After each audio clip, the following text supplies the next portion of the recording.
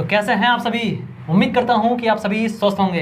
दोस्तों, आप सभी की डिमांड पर जो आप लोग डिमांड किए थे कि प्रीवियस ईयर का क्वेश्चन आप सभी लाइए सॉल्व पेपर, तो हम लोग देखेंगे प्रीवियस ईयर का क्वेश्चन। यहाँ पे प्रीवियस ईयर का ये पेपर है लगा हुआ है, ऊपर देखेंगे तो CSF लिखा हुआ है। यहाँ पे CSF लिखा हुआ है। ये प्रीवियस ईयर क्वेश्चन है, बाय पार्ट आपको करके मिलेगा। GS का सेक्शन अलग मिलेगा, मैथ का अलग मिलेगा, रीजनिंग का अलग मिलेगा और हिंदी का अलग मिलेगा। तो पार्ट बाय पार्ट करके आपको सॉल्व किया जाएगा। बिल्कुल हूबहू जो क्वेश्चन है, जो भी ऑफलाइन पेपर होता है आपका BSF का और CSF का। BSF जो ट्रेड्समैन हुआ उसका, और जो CSF का जो अभी फायर का जो फिजिकल खत्म हुआ है उसका भी एग्जाम होने वाला है। BSF का एग्जाम के बारे में आपको पता चल गया होगा कि 27 नवंबर को इसका एग्जाम है BSF का। तो इसलिए आप सभी के लिए काफ़ी ज़्यादा इंपॉर्टेंट है कि प्रीवियस ईयर में क्वेश्चन किस तरह से आया है और किस तरह से आप क्वेश्चन को सॉल्व कर सकते हैं। तो यहाँ पे प्रीवियस ईयर क्वेश्चन है, सर आपको GS पढ़ाएंगे, उसके बाद आप लोगों को मैथ के बारे में हम खुद क्लास लेंगे। मैथ का सॉल्यूशन आप लोगों को पूरा दिया जाएगा, साथ साथ में आप लोगों को होमवर्क भी दिया जाएगा। बाकी सर अभी पढ़ाएंगे, सर का नाम हुआ शिवम। सर का भी एक यूट्यूब चैनल है शिवम क्लासेस धनबाद के नाम से,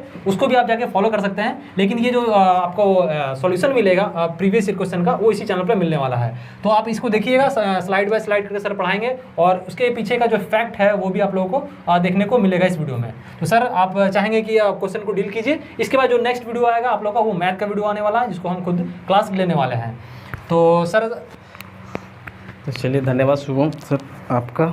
तो जैसा कि आप लोग देख रहे हैं, ये जो पेपर है ओरिजिनल पेपर है, ठीक है, और ये आपका CISF ट्रेड्समैन का है, ठीक है। तो इसमें मैं जो पढ़ाने वाला ओरिजिनल ऑथेंटिक पेपर है, और इसमें जो है आपका CISF का पेपर और प्रीवियस ईयर पेपर है, ठीक है। इससे आपको आइडिया लगेगा कि जो आप एग्ज़ाम देने जाओगे तो कहाँ से क्वेश्चन आते हैं, क्योंकि ऐसे तो क्वेश्चन बहुत सारे हैं, ठीक है। लेकिन इससे आपको पता चलेगा कि ओरिजिनल पेपर में क्या आता है। देख सकते हो आप यहाँ पे सील का निशान भी है ना। तो इसमें कोई मतलब कि ओरिजिनल ऑथेंटिक पेपर है और GS का ये सेक्शन है। तो चलिए हम लोग स्टार्ट करते हैं, ठीक है। तो अब हमारा पहला जो क्वेश्चन है उसको देखते हैं थोड़ा सा, है ना। और ये फर्स्ट सीरीज है आप लोग का। तो देखिए, जनरल अवेयरनेस का ये आपका है। इसमें पहला क्वेश्चन हमारा क्या कह रहा है, निम्नलिखित में से गलत कथन को पहचानो, मतलब इनमें से रॉन्ग कौन सा स्टेटमेंट है, ठीक है। आपको 4 ऑप्शन दिए गए। पहला ऑप्शन आपको बोल रहा है सदन की बैठक के कोरम पूरा करने के लिए सदन के कुल सदस्यों की संख्या 1/10 होना चाहिए, तो ये सही है, ठीक है। राज्यसभा को लोकप्रिय चैम्बर माना जाता है, तो ये भी सही है।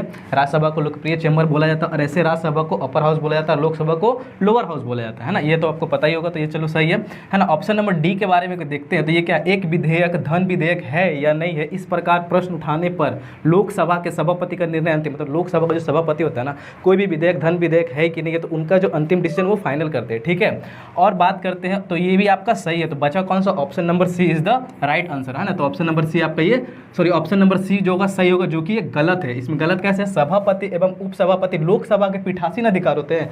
तो लोकसभा के जो पीठासीन अधिकार होते हैं वो आपके कौन अध्यक्ष होते हैं, और लोकसभा अध्यक्ष होते हैं, जो कि अभी वर्तमान में आपके ओम बिरला जी हैं, ठीक है। तो ये ऑप्शन नंबर C होगा आपका सही, जो कि इसमें से गलत है। बाकी 3 आपके जो ऑप्शन है A, B और D रॉन्ग है, ठीक है।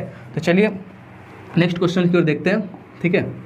और ये तो चलिए, हमारा जो दूसरा क्वेश्चन है वो ये है कि निम्नलिखित में से कौन सा पहले घटित हुआ, मतलब कि आपको कुछ घटना दिया हुआ, इनमें से पहले कौन घटित हुआ, ठीक है। तो ऑप्शन नंबर आपका ये आपको दिख रहा होगा, है ना। तो ऑप्शन नंबर ये क्या बोलता है, दांडी मार्च। तो दांडी मार्च कब हुआ, तो दांडी मार्च आपका हुआ था, दांडी मार्च आपको पता होगा ना, कि गांधी जी के द्वारा जो चलाया गया था ना, नमक तोड़ो, है ना, नमक तोड़ो कानून, है ना, वो तो आपका 12 मार्च से लेके आपका 6 अप्रैल, है ना, 6 अप्रैल 1930 इसका डेट था आपका, 1930 था, ठीक है। तो 1930 हो गया। खिलाफत आंदोलन बोला जाए तो खिलाफत आंदोलन, देखिए यहाँ पे मतलब कि कैंडिडेट के द्वारा जो किया गया था बाद में, उस पर ध्यान नहीं था। तो खिलाफत आंदोलन कब हुआ था आपका, 1919 में, ठीक है। जलियांवाला हत्याकांड तो सभी को पता होगा, 13 अप्रैल 1919 को, मतलब कि जो क्या बोलते हैं, बाग में नरसंहार किया गया था, वो है ना 1919 में हो गया ये। और आपका बात करते हैं चंपारण सत्याग्रह। तो चंपारण सत्याग्रह गांधी जी के द्वारा कि जब दक्षिण अफ्रीका से लौटे थे, तो राजेंद्र प्रसाद शुक्ला जो कि बहुत ही फेमस व्यक्ति, वो बुलाए थे, क्योंकि अंग्रेज उनके द्वारा नील की खेती ज़बरदस्ती करवाया करते थे। तो चंपारण सत्याग्रह 1917 में हुआ था, ठीक है। ये घटना 1917 में होता था। सबसे पहले कब होता है, देखिए, चंपारण सत्याग्रह 1917 में, जलियांवाला बाग 1919 में, दांडी मार्च हो गया आपका 1930 में, और खिलाफत आंदोलन 1919 में। तो सबसे पहले कौन होगा, ऑप्शन नंबर आपका D इसका राइट आंसर हो जाएगा, जो सबसे पहले घटित हो गया। और बाकी सब आप लोग देख लेना, है ना, इसको याद रखना है। अब बात करते हैं क्वेश्चन नंबर 3 हमारा, है ना। क्वेश्चन नंबर आपका 3, देखिए क्वेश्चन नंबर 3 क्या बोलता है आपका कि अच्छा क्वेश्चन है ये भी। अमोघ वर्ष एक प्रसिद्ध, मतलब अमोघ वर्ष एक प्रसिद्ध क्या थे, ठीक है। तो अमोघ वर्ष एक प्रसिद्ध राजपूत वंश के शासक थे, महानतम शासक थे। तो इसका ऑप्शन क्या हो जाएगा, ऑप्शन नंबर सी, राजपूत वंश के महानतम ये आपके शासक थे, ठीक है। इसको याद रखना है ना। अमोघ वर्ष का संबंध किसे, राजपूत वंश से। तो ये राजपूत वंश के क्या राजा थे। बात करते हैं क्वेश्चन नंबर 4 में हम आते हैं। तो क्वेश्चन नंबर 4 क्या बोलता है कि भारतीय रिजर्व बैंक का वर्तमान में गवर्नर कौन है, मतलब अभी प्रेजेंट टाइम में कौन चल रहे हैं, शशिकांत दास। आपका ऑप्शन क्या हो जाएगा, शशिकांत दास। कितने नंबर के गवर्नर है, 25 नंबर के गवर्नर है, ठीक है। और बात करेंगे सबसे पहले आरबीआई की स्थापना कब हुई, अधिनियम कब आया, 1 अप्रैल 1934 में, है ना। 1 अप्रैल 1934 में इसका क्या आया, अधिनियम आया। 1935 में आरबीआई का स्थापना हुआ, ठीक है। और अभी वर्तमान में 25वें गवर्नर कौन है, शशिकांत दास। अब पहले बोलेगा तो आपका कौन हो जाएगा, ऑरबोन स्मिथ हो गया। और पहले भारतीय बोलेगा तो कौन होगा, सीडी देशमुख, जो कि पहले भारतीय गवर्नर हैं, ठीक है। तो आपका इसका आंसर हो जाएगा 4 का कौन हो जाएगा, बी। इससे पहले कौन थे, उर्जित पटेल थे। फिर उससे पहले कौन थे, रघुराम राजन, उनकी बुक थी व्हाट आई डू, इस तरह की बुक थी। और थर्ड पिलर, है ना। तो ये भी आपको याद रखना है, ठीक है। तो चलते हैं हम लोग नेक्स्ट स्लाइड की ओर। तो देखिए हमारा नेक्स्ट स्लाइड जो है, लेंस की आवर्धक क्षमता, मतलब जो लेंस होता है ना, उसका जो क्षमता होता है मापने के लिए कौन सी इकाई, मतलब कौन सा यूनिट का यूज़ किया जाता है। Which of the following is a unit which use to measure refractive power of lens. तो रिफ्रैक्टिव पावर, तो लेंस की क्षमता हम लोग किस में मापते हैं, डायोप्टर में। क्लास 10 में आप लोग सभी जानते हो डायोप्टर में मापा जाता है ना। डायोप्टर लेंस की क्षमता किसमें, डायोप्टर से मापा जाता है। डायोप्टर को डिनोट करते हैं डी से, है ना। और ये डायोप्टर जो आता है किसमें, मीटर में आता है। क्या आता है, मीटर में आता है, 1 मीटर 2 मीटर, है ना। और याद रखिएगा डी इजकल टू क्या होता है, डायोप्टर निकालने के लिए फॉर्मूला होता है डी इजकल टू 1/f। और f क्या होता है, फोकस, लेंस का फोकस। आपको न्यूमेरिकल भी इसके ऊपर आते हैं कि फोकस दिया हुआ रहेगा, डायोप्टर निकालो, तो फोकस निकालना रहेगा तो क्या होता है, f is equal to 1/d, just reverse होता है। डायोप्टर 1/f होता है, f बोलेगा तो 1/d हो जाएगा। और हमेशा याद रखना डायोप्टर जो आता है आपको मीटर में करना है, ठीक है। ये तो हो गया बार। बार किसका ऐसा यूनिट है, दाब का, है ना। दाब का सीजीएस यूनिट है। और ठीक है, वो हो गया। अब बात करते हैं वाट। ये जो वाट है ना, वाट किसका ऐसा यूनिट है, पावर का। किसका है, पावर का है, ठीक है। अब बात करते हैं जूल। जूल किसका ऐसा यूनिट है, आपका वर्क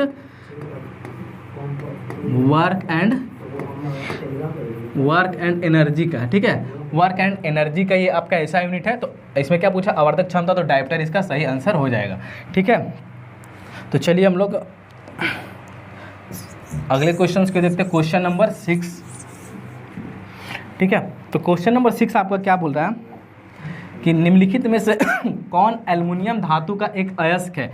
एल्युमिनियम क्या है, मेटल है। एल्युमिनियम एक मेटल है, ठीक है। और एल्युमिनियम धातु का कौन सा एक अयस्क है, तो सभी को पता है, बहुत ही इजी क्वेश्चन है। तो बॉक्साइड। बॉक्साइड क्या है, एल्युमिनियम धातु का एक अयस्क है। और हेमेटाइट, ये दिख रहा होगा, आप लोग कमेंट बॉक्स में बताना कि हेमेटाइट किसका अयस्क है, ठीक है। और ये बहुत इजी क्वेश्चन आपको आना चाहिए। तो इसका आंसर कौन है, निम्नलिखित में कौन एल्युमिनियम धातु का एक अयस्क है, बॉक्साइड एल्युमिनियम धातु का एक अयस्क है। बहुत ही मतलब कि बहुत बार रिपीट होता है ये क्वेश्चन, ठीक है। अब बात करते हैं क्वेश्चन नंबर 7 का। तो क्वेश्चन नंबर 7 क्या कर रहा है भारत में निम्नलिखित में से कौन संसद का एक हिस्सा नहीं है, कौन संसद का एक हिस्सा नहीं है। तो आपको पता है संसद के 3 हिस्से होते हैं ना। संसद के कितने हिस्से होते हैं, 3 हिस्से होते हैं। तीनों को चलिए बात करते हैं। ये क्वेश्चन आता है, आपको याद भी रहना चाहिए, ठीक है। तो संसद के 3 हिस्से होते हैं, क्या होते हैं, राष्ट्रपति,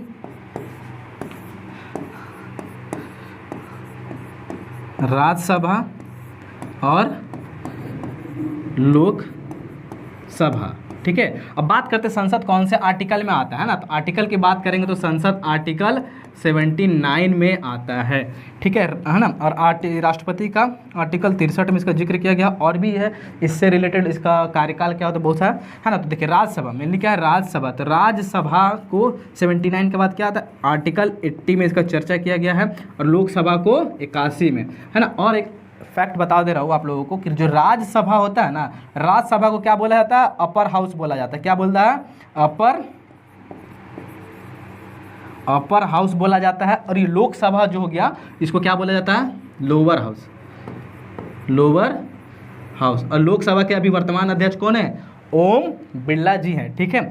और याद रखिएगा ये जो राज्यसभा होते हैं ना, तो राज्यसभा के जो सभापति होते हैं वो कौन होते हैं? एम वेंकैया नायडू, जो हमारे भारत के मतलब कि वर्तमान उपराष्ट्रपति थे। अभी उनके जगह पे उपराष्ट्रपति कौन आए हैं? पश्चिम बंगाल के जो राज्यपाल थे जगदीप धनखड़ जी, ठीक है। और ये कमेंट बॉक्स में आप लोग के लिए क्वेश्चन है कि भारत के भी वर्तमान में राष्ट्रपति कौन है ना, राष्ट्रपति कौन है वो आपको कमेंट बॉक्स में बताना, तो इतना है, ठीक है। इसको अपर हाउस बोलते हैं, लोकसभा को लोअर हाउस बोलते हैं। और देखिए इसका ट्रिक एक याद रखिएगा, ट्रिक क्या होता है? बहुत ही फेमस ट्रिक है, सरला।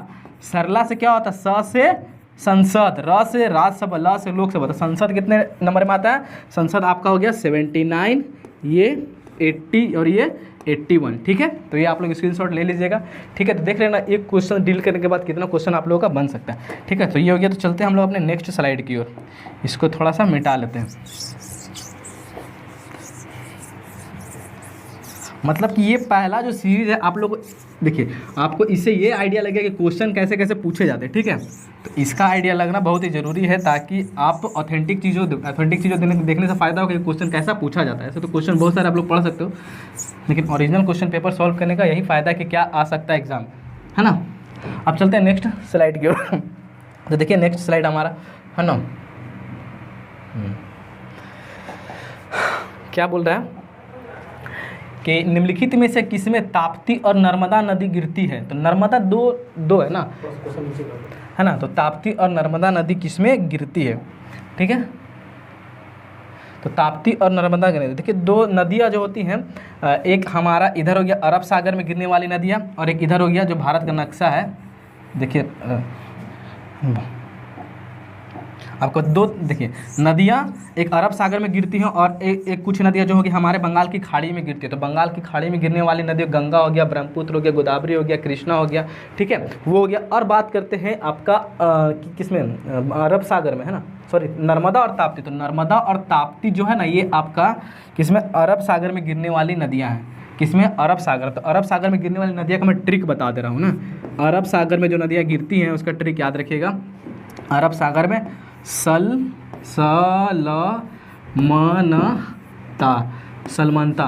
स से साबरमती,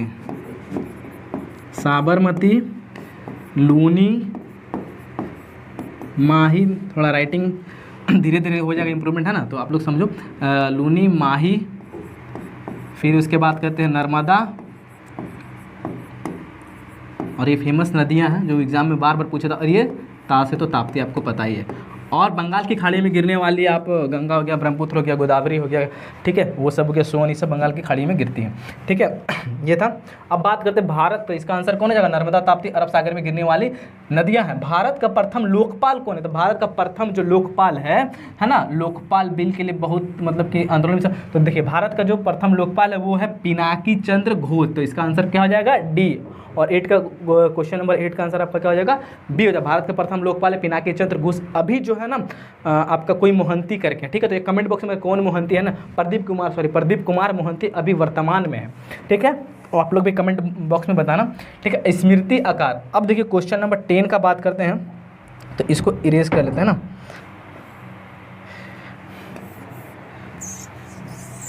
इसको हटा लिया जाए।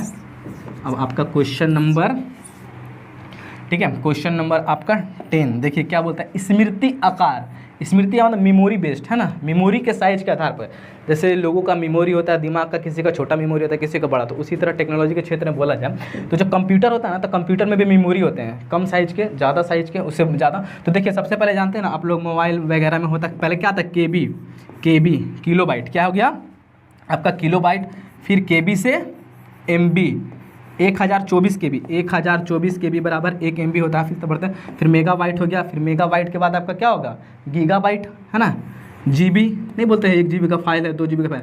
जीबी के बाद फिर आपका क्या होगा? टेराबाइट, टीबी, है ना। अभी जो कंप्यूटर आ रहे हैं उसमें 1 TB का हार्ड डिस्क दिया जाता है। पहले आता था कि जीबी में आता था, अभी थोड़ा सा उसका साइज बढ़ा दिया गया क्योंकि वर्कलोड ज़्यादा बढ़ गया। तो याद रहे सबसे स्मॉलेस्ट यूनिट बोला जाए इसके अकॉर्डिंग कौन है? तो किलोबाइट। इससे भी छोटा होता है, ठीक है, बीट होता है। 1 बीट बराबर 4 निबल है ना, ये होता है बीट। लेकिन इसके अकॉर्डिंग देखा जाए तो किलोबाइट, फिर मेगाबाइट, फिर गीगाबाइट और टेराबाइट। ये सबसे बड़ा बोलेगा तो टीबी, ठीक है। तो इसमें क्या पूछा? स्मृति आकार कंप्यूटर के साथ सबसे छोटा कौन होगा? तो किलोबाइट, केबी, ये आपका आंसर, ठीक है, ऑप्शन नंबर सी। अब बात करते हैं Tapovan Vishnu Vishnugarh hydro power plant किस राज्य में स्थित है? तपोवन हाइड्रो पावर प्लांट, है ना। देखिए बड़ा ही अच्छा क्वेश्चन है ना। अब बहुत लोगों ने इसको सेलेक्ट नहीं किया था। चलिए तो देखिए तपोवन, है ना। तो तपोवन एक सोलर प्लांट भी है जो कि झारखंड में, तपोवन एक सोलर प्लांट भी है जो कि झारखंड में सोलर प्लांट बोले होगा तो बहुत सारे लोगों ने, लेकिन इसमें झारखंड तो है नहीं। तो तपोवन वाला आपका कहाँ पे है? ये उत्तराखंड में। कहाँ है? उत्तराखंड, है ना। उत्तराखंड में आपका ये है तपोवन, उत्तराखंड के उत्तराखंड में है, ठीक है। तपोवन हाइड्रो पावर प्लांट, ये कौन है? Tapovan Vishnugarh hydro power plant कहाँ? उत्तराखंड। उत्तराखंड के कौन से डिस्ट्रिक्ट में आपका पड़ता है? चमोली में। कहाँ है आपका? चमोली, उत्तराखंड के चमोली। और उत्तराखंड किसके लिए फेमस है पता है ना? चिपको मूवमेंट, सुंदरलाल बहुगुणा के समय हुआ था चिपको मूवमेंट, ठीक है, वो भी। और उत्तराखंड में सबसे पहला राष्ट्रीय मतलब कि पार्क कौन सा है? जिम कॉर्बेट है, ठीक है वो। और उसका पुराना नाम क्या था आपको इसका कमेंट बॉक्स में बताना है, ठीक है ना। तो ये, और भारत का सबसे बड़ा राष्ट्रीय उद्यान कौन सा? हेमिस राष्ट्रीय उद्यान जो कि लद्दाख में है आपको, ठीक है। तो हम लोग चलते हैं अपने अगले क्वेश्चन की ओर, है ना। थोड़ा जल्दी करते हैं फिर इसके बाद आपको